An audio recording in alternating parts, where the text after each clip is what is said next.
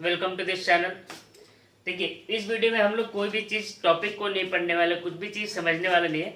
इसमें हम ये देखेंगे कि हम अपने जो भी बोर्ड्स के एग्जाम्स हैं उसमें हम कैसे अच्छा से अच्छा मार्क्स स्कोर कर पाएँ।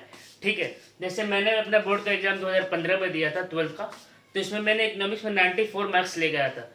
तो उस समय मेरे क्या स्ट्रैटेजीज थी, मैं किस तरीके से अप्रोच करता था ताकि मैं अच्छा स्कोर कर पाऊँ। तो मैं जो भी चीज़ एक्सपीरियंस किया था, जो भी कुछ अपना टेक्निक जो भी अप्लाई किया था उस टाइम पे, तो मैं आज ये सब कुछ आपको बताने वाला हूँ कि आप अपने प्रिपरेशन को कैसे बूस्ट कर सकते हो, अच्छा मार्क्स कैसे ला सकते हो। तो इस वीडियो में बस हम यही चीज़ समझेंगे।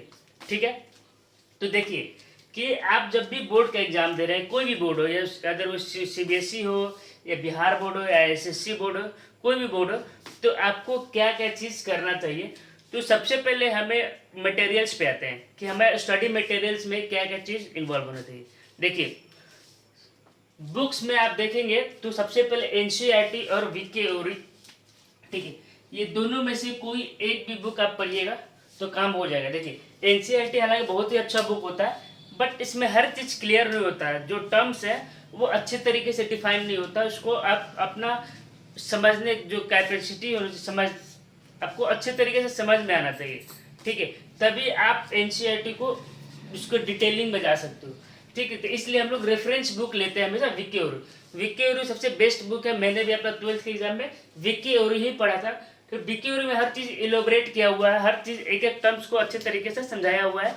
ठीक है, और इसमें बहुत सारे क्वेश्चंस दिए हुए हैं, आप उसको प्रैक्टिस करिए, उसके थ्रू भी आप इम्प्रूव कर सकते हैं। ठीक है, दूसरा चीज़ है कि हमें जो भी नोट्स प्रोवाइड, जो मैं वीडियो बना के आपको देता हूँ, वो सारा का सारा एक जो पॉइंट वाइज कंटेंट रहता है वो भी मैं विकी और बुक से अच्छे तरीके से करके उसको सम अप करके उसके बाद मैं वीडियो बनाता हूँ। तो इसमें कोई भी चीज़ आपका छूटता नहीं था। आप वीडियो जो भी देख रहे हैं आप उसके थ्रू नोट्स बनाइए और उसी को फिर जो भी क्वेश्चन है उसको प्रैक्टिस करिए। देखिए कि जो मेरा वीडियो है वो इससे आप हेल्प मिल रहा है कि नहीं मिल रहा है। ठीक है, तो और उसको बार बार देखेंगे तो जो कंसेप्ट है आपको अच्छे तरीके से क्लियर होगा। ठीक है, तीसरा चीज़ हम देखते हैं कि प्रैक्टिस करिए। जैसे मैंने नेशनल इनकम पढ़ाया था, ठीक है, कैसे मेजर करते हैं उसमें तीनों मेथड देखा था हमने। तो उसमें मैंने प्रैक्टिस नहीं करा पाया था क्योंकि मेरा जो बोर्ड है बहुत कुछ होता है, बट आने वाले एग्जाम्स में मैं सारा आपको प्रैक्टिस भी कराऊंगा। तो आप जो भी विक्की और बुक है उसके पीछे बहुत सारा प्रैक्टिस क्वेश्चन पेपर दिया हुआ है, क्वेश्चंस दिया हुआ है, उसके थ्रू आप प्रैक्टिस करिए। एक और बुक है संदीप गर्ग, उसके थ्रू भी आप प्रैक्टिस करते रहिए। देखिए, प्रैक्टिस आप कहीं से भी कर सकते हैं।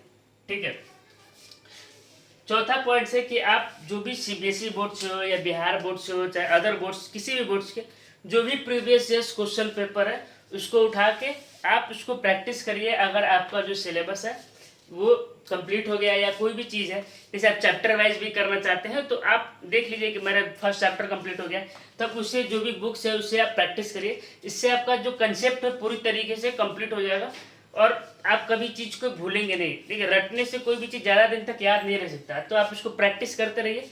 प्रैक्टिस करने से ये सारा चीज़ आप इजीली आपको याद हो जाएगा। ठीक है, मैं डेली का डेली क्या करता था, जो भी क्लास में पढ़ाया जाता था उसको आकर रिवीजन करता था, और जो भी 1 वीक में जितना भी पढ़ाया गया वो संडे या फिर किसी एक दिन आप उठा के सारा का सारा एक बार रिवीजन कर लीजिए। इस तरीके से आपको कोई भी चीज़, आपको जो नोट्स है वो बुक नहीं बनेगा, आप अगर पढ़ते रहिएगा तो इजीली आपको याद होते रहेगा। ठीक है, तो ये रहा कि आप कैसे प्रिपरेशन स्टार्ट करें, कौन कौन सा बुक पढ़ें, तो ये सब चीज़ के बारे में मैंने आपको बता दिया यहाँ पे। ठीक है, मैंने भी यही सब चीज़ को फॉलो किया था, मैंने क्लास भी किया था, तो उसका जो नोट्स था वो मुझे बहुत ही हेल्पफुल मिला। जो नोट्स जो है वो मैं आपको वीडियो के थ्रू प्रोवाइड कर रहा हूँ। ठीक, अब देखिए, जब भी आप एग्ज़ाम सेंटर में जाते हैं, बोर्ड्स के एग्ज़ाम देने जाते हैं, तो आप बहुत ज़्यादा हेजिटेट होते हैं कि कैसा पेपर आएगा क्या हो। आप सबसे पहले काम करिए कि जब भी आप एग्ज़ाम को अप्रोच कर रहे हैं तो आपको सबसे पहले 15 मिनट आपको मिलता है इसी तरह कि आप क्वेश्चन पेपर को पढ़ने के लिए। ठीक है, तो उस 15 मिनट में आप कभी भी कुछ भी चीज़ नहीं करेंगे, बस केवल क्वेश्चन पेपर को अच्छे तरीके से रीड करेंगे, जितना भी क्वेश्चन पेपर है। ठीक है, और उसी में आप खुद को ये समझ लेंगे कि मुझे स्टार्ट कहाँ से करना चाहिए। देखिए, मेरा जो अप्रोच था, मैंने जो भी एग्ज़ाम्स दिए थे इकोनॉमिक्स में, तो मैंने लास्ट से स्टार्ट किया था।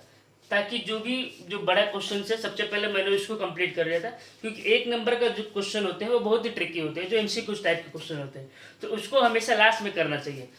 ठीक है, मैंने अपना बोर्ड का पेपर 1.5 घंटे में ही इकोनॉमिक्स कर चुका था। ठीक, तो वो कैसे किया, ताकि प्रैक्टिस के थ्रू किया मैंने। इतना प्रैक्टिस करते रहिए ताकि आप इजीली कर पाएँ, और हमेशा आप अपने अकॉर्डिंग, आप अगर शुरू से स्टार्ट करना तो वो भी सही है, लेकिन मेरा जो अप्रोच था वो हमेशा मैंने लास्ट से, और जो ज़्यादा मैथ्स का क्वेश्चन था उसको मैंने पहले प्रेफरेंस दिया था उसको। ठीक है, तो क्वेश्चन पेपर आप 15 मिनट पढ़िए। आप ब्लू और ब्लैक पेन को यूज करिए। आप जो भी पेन अभी से लिख रहे हैं तो उसी को हाईलाइट बनाइए, बार बार पेन को चेंज मत करिए। इससे आपका जो एक होता है ना, मेरा मानना था कि मैंने एक ही पेन को पूरा 1 साल तक लिखा था, तो उससे हैबिट हो जाता है आप उस पेन से लिखने का, स्पीड भी थोड़ा सा तेज होता है, ऐसा मुझे लगा था। ठीक है, तो आप एक ही जो भी पेन आप यूज कर रहे हैं तो एक ही पेन को पूरा बोर्ड तक आप यूज करिए, मतलब उसी कंपनी का। ठीक है, और जो भी डायग्राम्स है उसको आप पेंसिल के थ्रू ड्रॉ करिए। ठीक है, तो इससे क्या होगा कि जो भी टीचर्स है उसका अट्रैक्शन जाएगा, कि आपका जो पेपर है थोड़ा सा रिप्रेजेंटेटिव वे में लगेगा, तो टीचर्स थोड़ा अट्रैक्ट होंगे और अच्छे तरीके से देखेंगे, क्योंकि बहुत ज़्यादा एग्जाम्स में एवरेज मार्किंग भी हो जाता है। ठीक है, तो अच्छा बच्चे भी मार्क्स स्कोर नहीं कर पाते हैं, तो इसलिए आप अपने पेपर को अट्रैक्टिव बनाइए। ठीक है, अब तीसरा क्या होगा, सबसे मेन और इम्पोर्टेंट पॉइंट ये याद रखिएगा कि कोई भी आप क्वेश्चन पेपर्स दे रहे हैं तो हमेशा पॉइंट वाइज आंसर दीजिएगा। ठीक है, पॉइंट वाइज आंसर देने से क्या होगा कि एक सिस्टमेटिक वे में लगेगा, और पैराग्राफ में देना बहुत फुल मार्क्स नहीं मिलता, उसमें बहुत सारा मार्क्स कट जाता है। तो मैंने तो हर क्वेश्चंस को पॉइंट वाइज ही लिखा था, तो आप भी ये अप्रोच कर सकते हैं कि पॉइंट वाइज ही लिखें। आपको पॉइंट वाइज लिखने से क्या होगा कि जो भी एग्जामिनर का ऐसा एक नेचर होता है कि वो कुछ चीज़ ज़्यादा कुछ नहीं पढ़ना चाहता है, वो चाहता है कि जो मैं सोच रहा हूँ वो लिखा हुआ है कि नहीं। तो आप हर चीज़ को, जो भी क्वेश्चंस लिख रहे हैं उसको पॉइंट वाइज में लिखेंगे तो उसको ज़्यादा पढ़ना भी नहीं पड़ेगा। ठीक है, और थोड़ा अट्रैक्टिव लगता है, और जो एग्जामिनर होता है वो फुल मार्क्स देता है। ठीक है, एज कम्पेयर टू जो पैराग्राफ एक बल्कि होता है, तो इसमें एवरेज मार्किंग करके जो एग्जामिनर है वो आगे निकल जाता है, क्योंकि इसको बहुत ज़्यादा क्वेश्चन जो बहुत सारे स्टूडेंट एग्जामिनेशन देते हैं तो बहुत सारा कॉपी चेक करना होता है, तो उसमें एवरेज मार्किंग करने लगेगा अगर आप पैराग्राफ वाइज क्वेश्चंस लिखते हैं। ठीक है, चौथा पॉइंट मैं समझाता हूँ। तो देखिए, आप जो भी क्वेश्चन लिखे पॉइंट वाइज लिखे, पॉइंट वाइज में भी आपको लगता है कि जो मैं लिख रहा हूँ उसमें ये की पॉइंट है, उसको आप अंडरलाइन करिए। ठीक है, अंडरलाइन करिएगा तो वो डायरेक्ट एग्जामिनर उस अंडरलाइन पॉइंट पे ही फोकस करेगा। मान लीजिए अगर कुछ समझ सोचना चाहता है, मान लीजिए स्कैरेसिटी उसके दिमाग में चल रहा है, अगर आपने स्कैरेसिटी लिखा और उसको अंडरलाइन कर दिया तो उसको लगे कि नहीं, जो मैं सोच रहा हूँ, मतलब जो लड़का है, जो भी स्टूडेंट है, वो अच्छे तरीके से ही लिखा हुआ है। ठीक है, तो कोई भी पॉइंट है उसका जो की एलिमेंट्स है, जो की पॉइंट्स है, मेन पॉइंट है, उसको आप अच्छे तरीके से अट्रैक्टिव वे में उसको रिप्रेजेंट करिए, तो इस तरीके से आप अच्छा मार्क्स स्कोर कर पाएंगे। ठीक है, चौथा, अगर आप क्वेश्चंस लिख रहे हैं कोई भी चीज़, तो आप इसका अप्रोच ये होना चाहिए आपको कि उसके साथ कोई ना कोई एग्जाम्पल्स या कोई ना कोई ग्राफ्स, कोई ना कोई टेबल उसके साथ अटैच कर दे, अगर क्वेश्चन में नहीं पूछा हुआ है फिर भी।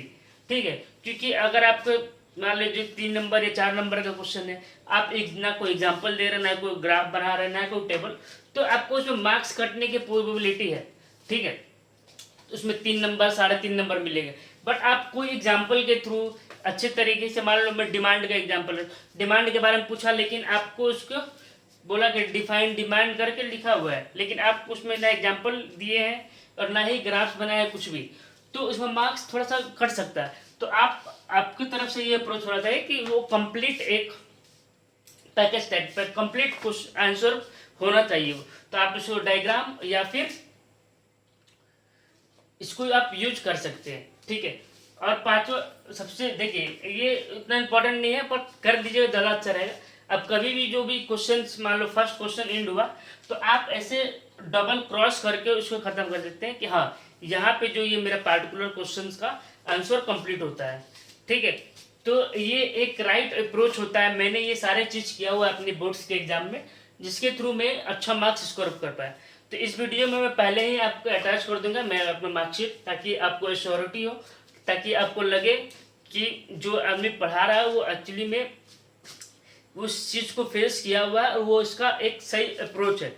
ठीक है। बहुत सारे लोग दूसरे कॉपी कर लेते हैं, लेकिन उनका खुद का अच्छा नहीं आ रहता, ठीक है। लेकिन आप इस तरीके से करेंगे तो आपको मैं 100% बता रहा हूँ, आप 90+ मार्क्स स्कोर कर पाएंगे कोई भी एग्ज़ाम, कोई भी पेपर में, चाहे वो बिजनेस स्टडीज हो, इकोनॉमिक्स हो, ठीक है। तो इसमें आप अच्छे तरीके से स्कोर कर पाएंगे।